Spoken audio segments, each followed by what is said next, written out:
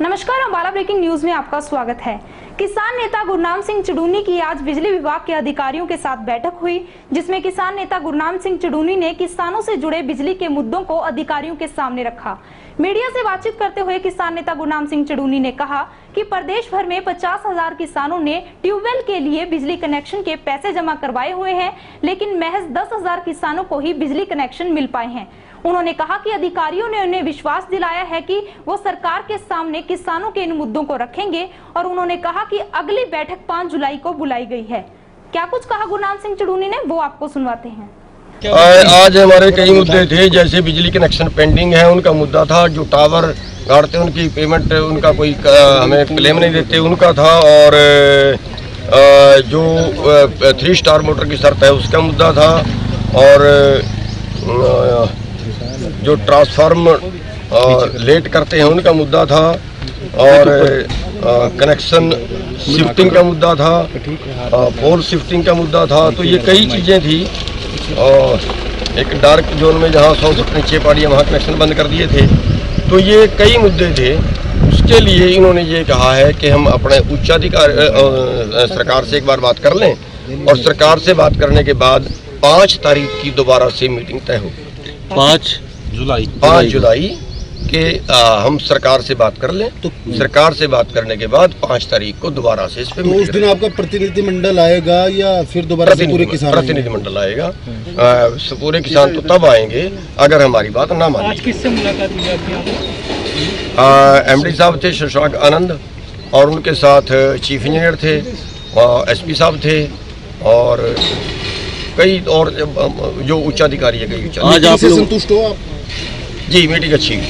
आज आप लोग जिस तरीके से यहाँ पंचकुला में पहुँचे हैं, काफ़ी भारी संख्या में थे जी। इसके बाद आपने अपना जो पत्र है वो भी सौंप दिया है। अब आगे क्या रणनीति रहेगी आप लोगों की? देखिए, आगे की रणनीति तो ये है कि जो पत्र सौंपा है उससे तो मेरे को नहीं लगता कि कोई बात बनेगी।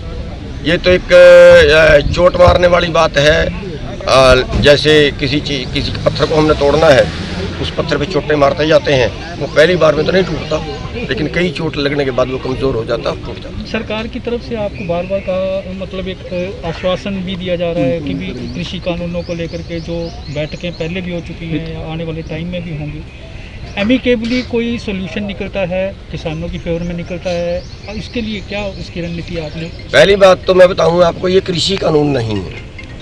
इनका नाम कृषि कानून गलत रखा है। ये कृषि व्यापार कानून है। कृषि का व्यापार करने के लिए कानून बनाए गए हैं, कृषि का उत्पादन करने के लिए कानून नहीं बनाए गए।